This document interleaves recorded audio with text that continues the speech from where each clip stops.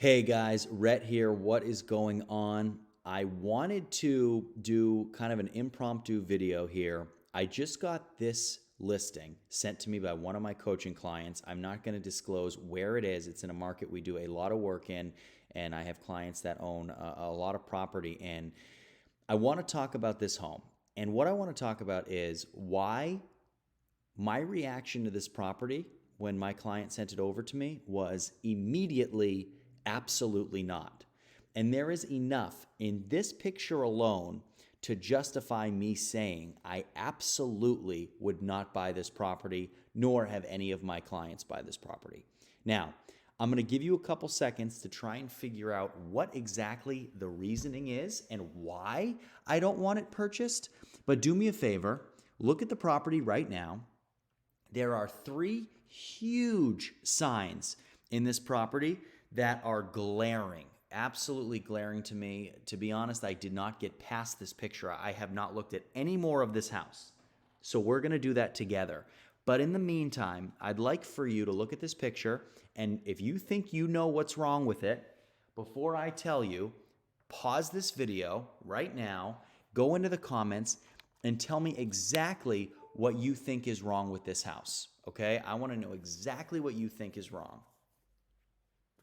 All right. I hope you paused the video, you went down into the comments, and you told me what you think was wrong. Let's talk about it. So, if you guys can see, I'm going to start here. The first thing I always look at when I look at these homes is I look at the roofs, okay? I'm looking at the roof of this home. I don't see any issues here. Aside from debris falling on it, by most likely these trees up here to the top left or these trees over here to the top right, that doesn't bother me. We can always go in and trim a lot of these limbs depending on how far over the house this main limb is and depending on how far over the house some of these limbs are, which is tough to see from this picture. Now, other things I see, you have vines growing on the house that have grown up from this fence. That's no issue. We can chop those off, clean that up very good.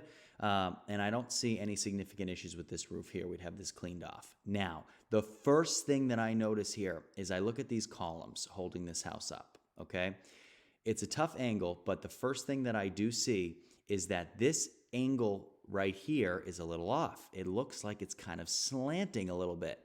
So I really didn't like that. The more I looked at that, I'm starting to see the bases of some structural issues. I look over here and I see some dipping. Okay, what could be causing the dipping? It could be water damage on the inside. It could be an issue with the structure. It could be shifting of these columns right here that are now moving, forcing these columns to shift, which is going to cause a serious issue. If you have crooked columns here, guys, and you lose this column, guess what? This entire thing is coming down. I've seen it time and time again. This entire thing will actually literally just fall and total the house. We do not want that. So that started to give me a cause for concern. The next thing that I saw that immediately ended this was I looked at this roof up here, okay?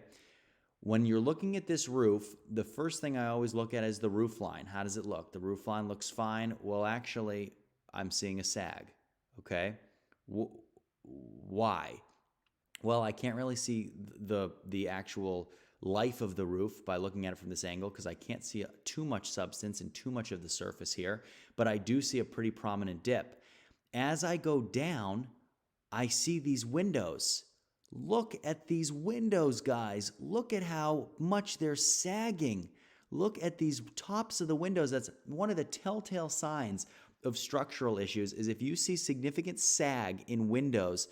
You see this window up here is significantly higher. If I were to draw a straight line from this back window across here, look at how much lower every other window is, and then it meets up with the corner of this window.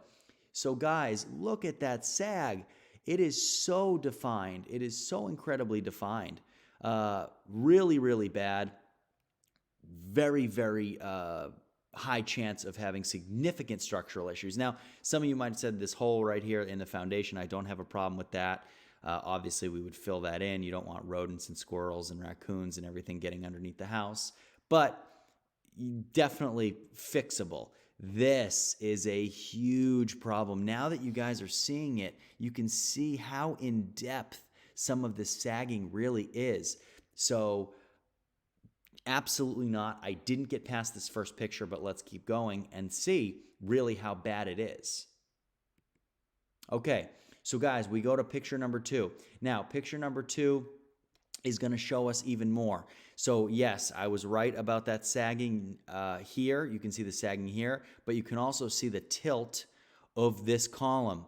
I don't know how much time this has left. It all depends on how long it's taken to get this bad. So maybe the structural started shifting in 2 years ago. Maybe it started 20 years ago. I don't know. I sure as heck wouldn't want to buy this. And there are not a lot of insurance companies that would come out and look at this house and tell you that they'd want to insure it either. This would be a great candidate for a house that you buy that the insurance company ends up dropping. Okay? So here you can see what looks like maybe a little shift, kind of this column here might be shifting a little bit this way. Okay, that's definitely a possibility, but we definitely see that very defined shift here, and we can still see those sags.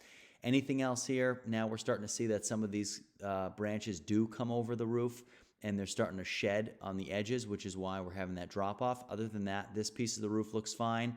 Back there does not look very good, but I can't see it in depth, so I don't want to make a judgment call on that just yet. Otherwise, these lines we can take off the house. They don't look like they're operable anymore, and everything here looks fine. Of course, these look like they need to be painted, but nothing too structurally wrong here. Okay, guys, so here we go. Now we have a front-on dead front view of this house. So it's actually not as bad as I thought. Now you can absolutely see the defined sloping here, but really you're starting to see this piece right here is starting to slide. So this piece right here is starting to slide. It's putting a lot of pressure on these. Again, I don't know how long these would last, but I wouldn't want to buy this house strictly because of that, okay? Always, always, always, if you have a home with columns and you're buying it and it's old, check those, all right? These start to go bad, especially with the tops, and that could be because a lot of these homes might be older. If that's the case, you don't know how the bricks were laid. Certain times in history, the mortar that was used to put bricks together has been stronger and has been less strong. So depending on when the home was built, whatever mortar was used, you can actually go back and look and see the years where mortar has been stronger or less strong and see. I would assume that what's happening here is whatever support pieces are at the top of this column are starting to go, which is causing this piece to now slope downwards, which is then giving us a direct effect on these columns, these wood columns, and starting to affect the structural integrity of this entire piece. All right, let's go in the house. What do we see here? Now, once we're inside the house, of course, it's very dirty, very gross, needs paint, needs new flooring. This fireplace has been capped at some point, so don't have to worry about doing that. Don't know what all this junk or garbage is here. Looks like a light's on there, so makes me think that the electrical is in somewhat decent shape, but of course would need full turnover work and cosmetic work to get this thing up and running, at least in this room. Dirty outlets, we'd have to redo the outlets. I see 3-prong outlets, which would make me assume that this house is grounded, or it just has the wrong prong here, in which we'd have to change that to a 2-prong outlet. All right, guys, now looking at this picture here, again, we are in what looks like a living space off of a kitchen area. Floor completely hack and beat up. We'd put all new flooring in here, and we would paint this entire room here as well. Okay, now we're in the kitchen. All right, now we see some issues on the ceiling from a leak. We don't know how often or recent this leak is. It doesn't look terribly recent, although it does look like this might be some latex paint bubbling right here. A lot of times, guys, when you use latex paint and there is a leak in the ceiling, when the water starts coming through, it'll give off kind of a balloonish surface texture. So what I mean is that water, once it goes through the sheetrock or the drywall that you have on the ceiling, all the water will actually start to build inside of the paint. It's actually quite the phenomenon if you look at it. And you'll have what looks like a water balloon hanging from your ceiling. If that's the case, that means you have an active water leak above it. Now, that does look like latex paint that has, after it is wet, what happens is when it dries, it shrivels back up to your ceiling. That is what that kind of looks like, but I can't tell here because I don't have a straight up picture. Other than that, of course, all new flooring. This flooring is horrific. It's dirty. It's gross. We'd put all new cabinets in here. I don't know whose setup these cabinets were, but that looks like the worst setup in cabinet history. I don't know why you would do that. What a waste of space. And whoever did this, instead of putting 3 cabinets that were this size next to each other, they put 2 smaller cabinets. There's knobs missing, of course, and that looks like it's about 7 feet off the ground. So not a good option for storage. We would rip all this out and put all new stuff in there. But in case you guys are wondering, it has a really nice backsplash. You know, part of the reason why I don't understand people is why you would have this and then spend all this money on this. Never ceases to amaze me. All right, guys, here we are in another room that I don't know where it is because, again, I've never been to this property, nor do I have any want to go to this property. But here we are again, and we would change all this flooring out, all new door here. It's disgusting. You can see all the dirt and grime on the door here. We put a new door in, put new light fixtures in here as well, and repaint this entire room. Now, I don't have a close-up of these windows. I'm assuming these are the windows on the side of the home. Now, if we did have a close-up of these, we could see what kind of frames it looks like here and what the structure looked like on the sides, and that would give us a better indication of how badly it's actually warping on the outside. But can't really tell from this angle. All right, in the bathroom we go. Bathroom looks pretty bad. Flooring's terrible. Needs a new transition strip. Needs a new vanity. Can't tell if this issue here is actually because the floor is caving in a little and that subfloor has deteriorated. One of the issues, guys, in a lot of these houses where you've had slumlords have owned them previously is when repairs need to be made, they don't do the repairs right. And one of the main things that I come across all the time for those contractors out there or those of you who have done home improvements or have done any kind of construction work, the wrong plywood is used for subfloor. So for a lot of subfloor, you need 3/4 inch plywood. And a lot of times people, what they'll do is they'll put particle board down as your subfloor, or they'll put 1/4 inch plywood or 1/2 inch plywood. It's not strong enough to sustain the weight that you're going to be working on it, okay? What happens is when you put particle board down, because it's cheaper, it's not the right quality. So when you step on it, it actually breaks. I can't tell because of the angle of this photo, but that could definitely be at play here for the person that put the subfloor in under this. Now, of course, extremely dangerous in a bathroom because you have excess weight here on the toilet, and at all times, when you take a bath, that water fills up the tub. You're adding hundreds of pounds of extra force above the bathroom floor. If you don't have the right subfloor, I've actually seen bathrooms where you go to take a step in and you step right here and you look and this bathtub is in the crawl space. And, you know, it's funny, it's laughable, but not if you're in it. You're going to be going on a trip that you didn't expect. Okay? So guys, again here, just disgusting. We would rip this entire thing out. We have corrosion coming here. So obviously we have some significant leaks. As you can see, you have holes around all of the knobs and things you need to turn this on. So probably water damage here. You have water damage here behind this wall.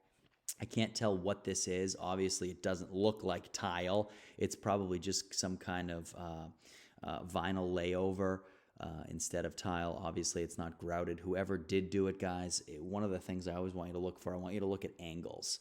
So when I look at the top of this, look at the angle at which this was put in. You can see how significant, look at how much room is available here. And then as this goes across, look at how there's virtually no space. So a perfect straight line would have been following this all the way across.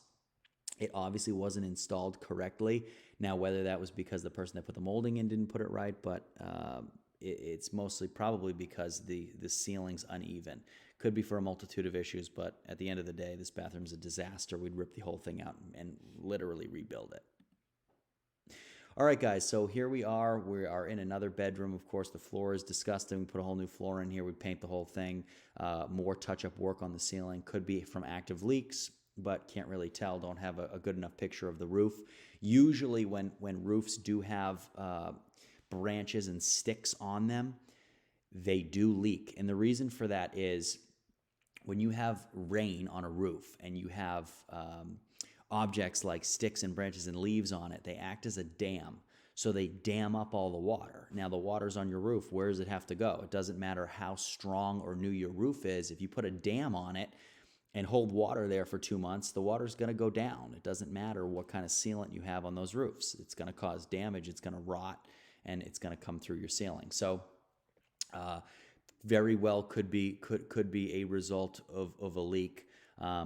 Now that we're in a bedroom, I don't know where exactly we are in the house, but of course we need all new outlets, would need all new trim work. That's pretty terrible down there. And I'm trying to see if there's any slope here. I can't really tell because the angle of this. But sometimes what you'll see when a lot of these houses do start sloping on the exterior, like we saw pretty prevalently in that first photo, is you'll start seeing cracks because when the wall starts sagging down, everything will start cracking and going with it.